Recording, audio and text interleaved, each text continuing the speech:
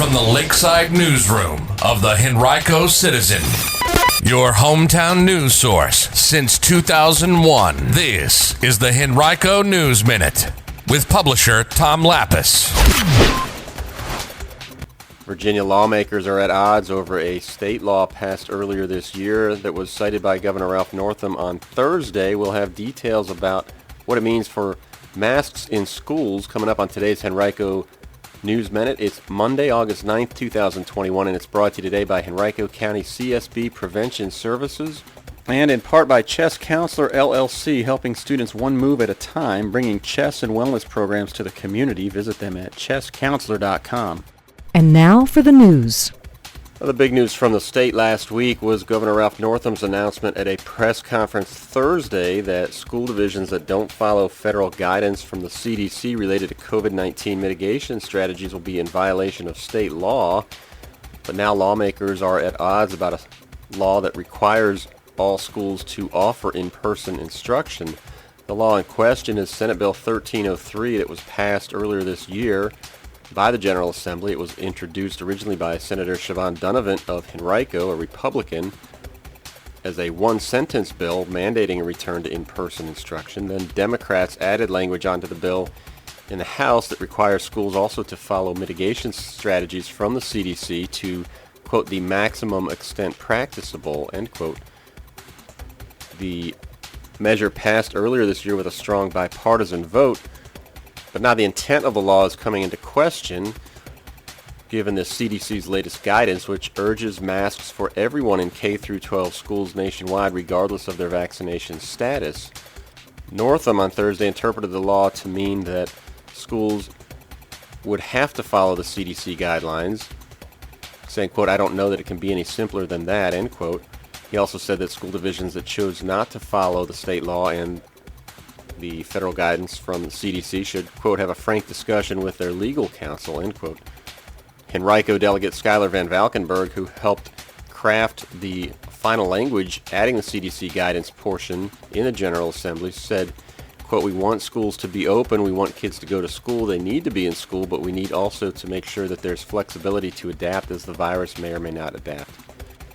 But Dunavant said that the governor was misinterpreting the law, saying, quote, if the governor thinks that we should have a mask mandate, then step forward and have that courage to call it instead of implying that it might be in this piece of legislation that he's misrepresenting. It's such a bizarre way to do this, end quote. Dunavant seized on the word practicable in her explanation of how Northam is misinterpreting the law, saying that that word was placed in the measure to allow for flexibility.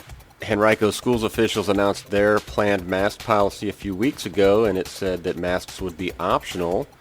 On Friday, Henrico schools spokesman Andy Jenks told the Citizen that the school division intends to follow the state law, though he didn't say whether or not the masking policy will change. The school board meets on Thursday and is expected to discuss the topic. You can read more about this issue on henricocitizen.com right now.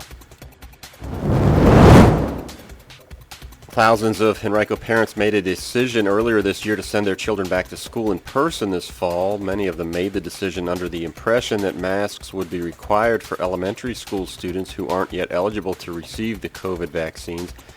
But now, in light of uncertainty surrounding masking rules, some of those parents are rethinking or regretting their decision to send their children back into classrooms and instead trying to get them into the Henrico Virtual Academy, a new option that's fully virtual for students in K through 12 grade levels. So far, there are more than 1,700 students that will be participating in the program, but there is also a wait list of as many as 400. Henrico Schools spokesman Andy Jenks told the Citizen that officials are hoping to accommodate as many people on that wait list as possible between now and the start of school in 4 weeks. You can read much more about this topic right now at henricocitizen.com by clicking on News and then Education.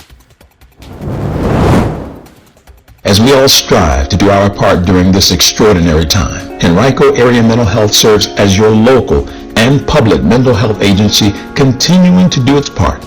We all experience mental health challenges, especially during extreme challenging times. It doesn't matter your age, gender, race, or ethnicity.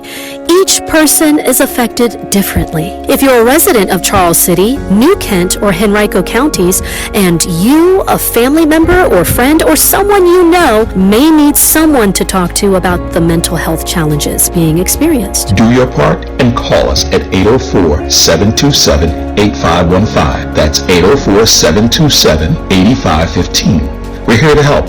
Remember, mental health is good health. Call Henrico Area Mental Health at 804-727-8515.